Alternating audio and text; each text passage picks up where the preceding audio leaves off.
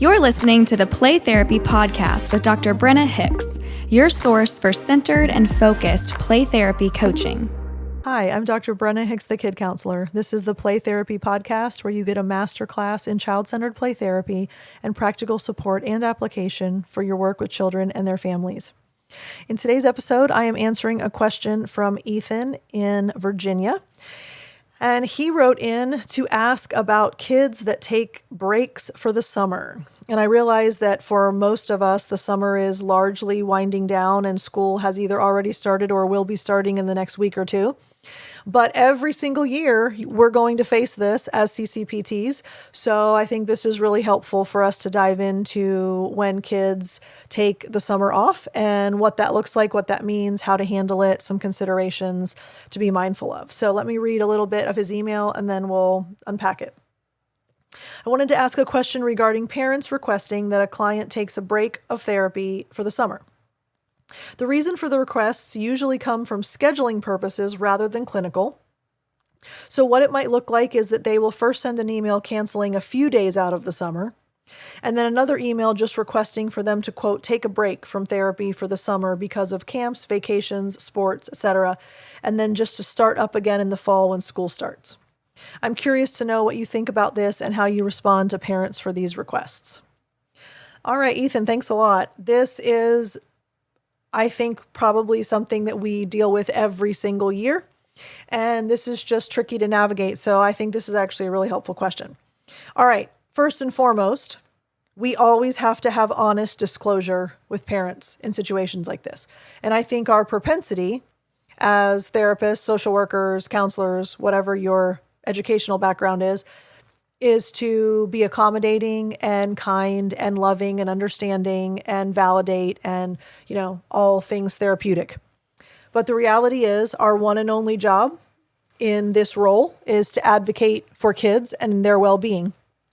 And as a general rule, taking 3 weeks or more off is not therapeutically helpful to kids. So look, sometimes you can't help it. You take 2 weeks off because there's camp or there's vacation or someone gets really sick and then the whole family gets sick. So you miss 2 weeks. So almost any child, at least if they're past the first 4 or so weeks of therapy, almost any child can miss 2 weeks and not really have that much of a setback. But as soon as you hit the third week missed, that means a child is going a month before they see you again. There is therapeutic fallout in that. There is often emotional and behavioral fallout from that. So often when parents present this or pose this scenario of taking a break for the summer, the very first thing that I say is, okay, so I understand why you're letting me know that is what you would like to do. I just want to share some thoughts just so that you're aware of what can potentially happen here. And then you have very transparent and honest disclosure about the fact that it may have some fallout because kids get used to weekly support. They get used to a weekly outlet. They get used to the weekly relationship that they have with you. They get used to the predictability and the consistency of, I always have a place where I can go to process things and feel better and work through what I need to work through. And again, a 2-week break, not too bad to handle. By the time you take a 3-week break or more, it can actually be really difficult for kids to navigate. It's basically ripping a relationship away from them, ripping an outlet and the environment away from them that allows them to deal with the stuff that they've been dealing with. So I'm usually very upfront and I just kind of pose the scenario. I respect that your schedule is going to be busy, that it's going to be hectic over the summer, that you guys are traveling a lot, et cetera, et cetera. I just want to let you know these are the potential outcomes when you take that long of a break. So it's just a very transparent discussion. All right. Now, when kids take that long of a break, there are 3 options for when they are done with their break. In other words, let's say summer's over and now it's ready to go back to school. So arguably the break that they, didn't come to therapy is now coming to an end. Okay, 3 options. The first, kids come back They pick right back up where they left off, and it was almost like you never even had a break. In other words, they thematically go right back to where they were. You can see the repetitive nature of their play of what they were doing before emerge in the current session. And you can just tell that they kind of hit the pause button. Like, okay, I know where I was in my work. I know what I was doing. I know what I still need to work on. So we took this break and now I'm ready to get going. And it actually kind of re-energizes them a little bit. I would say that's probably not the norm, but that is common. So that's one potential outcome. Second potential outcome is they need some time to kind of rebuild momentum and recalibrate to kind of start over. So not that everything that they gained before was lost, but some kids can't jump right back in. It's almost like they kind of have to get back in a groove. So I kind of have to reestablish the relationship. I kind of feel the need to be a little more cautious and kind of get my feet wet a little bit before I dive in. I'm a little bit more hesitant, maybe, a little bit more guarded, maybe. It corrects itself quickly, but there is usually a 1, 2, or 3 week window where they're kind of restarting and kind of onboarding themselves back onto the road again. And then the third option is they actually don't come back. So they tell you that they're going to take, quote, the summer off, but then school starts up and you reach out and they ignore you. And then you try to get them on the schedule again and they don't respond. And they say, or if they do respond, they're like, oh my gosh, it's back to school. It's so hectic. We're going to have to give it a few weeks. And it's a blow off after a blow off. And then here's why that's really unfortunate and dangerous, because then the child never got closure.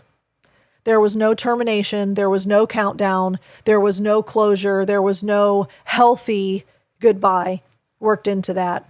And that is almost worst case scenario for a CCPT relationship to end like that. So I typically also walk through those scenarios with parents when they pose something like this. Okay, so I just want to let you know, if this happens and we do take this break, there are going to be 3 potential scenarios that unfold when summer is over. And I basically tell them how important it is that if you take a summer break, you cannot just fall off the face of the earth and never bring your kid back to me again.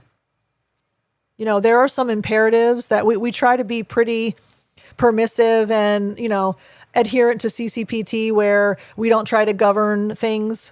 But in this scenario, there's kind of a very hard line drawn in the sand that says, if you choose to take this summer break, you choose to commit to bring your child back to me when school starts because I have to have proper closure. And if you can get their commitment, then you know that one of the first 2 scenarios will happen. The child just dives right back in, or it takes a little while to kind of build up some momentum again. Okay, and here's typically what I suggest. If a parent is like, yes, we still, after this discussion, we still want to take the summer off, or we still want to try to take a break. I try my best to convince a parent to just do reduced frequency over the summer. In other words, we don't take the whole 2.5 months off. So if they say, hey, we just really can't come weekly, it's just too hectic, we're going to be out of town, we're going to be out of the country, we're going to be at camps, we're going to be traveling, we're going to be having friends and family come visit, whatever. In Florida, it's always we go to the beach condo, right? So everyone's always at the beach. Here's what I typically say. Okay, I understand it's not going to be feasible for you to be here every week, but I really don't feel good therapeutically about taking the whole summer off.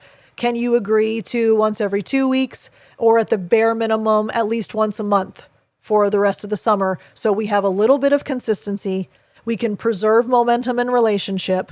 And then we're not kind of starting with, brand new, let's start this whole thing over again come September. So you can usually convince parents that they will come less frequently. I've had a lot of success with kids coming once a month over the summer. And that's at least predictable. It's stable. Children will know you're going to get to see Miss Brenna once a month. So it's not unknown. It's not unclear. Like, you're going to go once a month over the summer. And then when school starts back up, you're going to be able to go back on your normal schedule. And then my final thought, speaking about when school starts back up, this is another thing that I typically share with parents because they trust us to give clinical and professional opinion when they pose scenarios. So when they say, hey, I really think that we're going to take the summer off, they are essentially saying, what are your thoughts?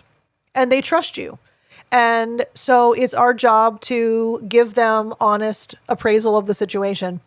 And what I typically say is, I would like to go monthly instead of taking the whole summer off. And I do not think you should wait until school starts before you get the child back in, because the transition back to school can actually be very stressful and emotional and overwhelming. So I think it would actually be much more beneficial for your child to come back before school starts, so that we have the stability, the outlet, the relationship, the therapeutic component of their world back in swing before they go back to school. In other words, if a child goes back to school for 2 weeks and then comes to see you, they did not have the therapeutic support while making that transition. And the transition back to school is tricky for a lot of kids to navigate. So a child that is used to the therapeutic weekly appointments, it would be far better for them to have that in place before school goes back, so that if there are any issues or hiccups, they know that they're going to be coming to see you during that time, and they can work through things in the playroom with you. So that's one final thought that I typically share with parents as well. So Ethan, thanks so much for the question. I hope that you found that helpful. And obviously, as summer is closing, file this away for next May or so, when people are going to start asking you to take the summer off. You'll have some intentional responses. Actually, you should have a script worked up. For those of you that are not in my coaching program, we talk about scripts ad nauseum, and you should have a script so that you have already crafted exactly what you're going to say, and then you use it over and over and over again, so you only have to do the work once. So go ahead and make all of this into a script and file it away for yourself, so that come next May, you just pull out your script and you know exactly what you're going to say to parents when they pose this scenario. There's a little pro tip from the coaching. All right, y'all. If you want to reach out to me, please do. Brenna at thekidcounselor.com. You can leave me a voicemail with a question at 813-812-5525. And I hope you have a lovely week. We'll talk again soon. Love y'all so much. Bye. Thank you for listening to the Play Therapy Podcast with Dr. Brenna Hicks. For more episodes and resources, please go to www.playtherapypodcast.com.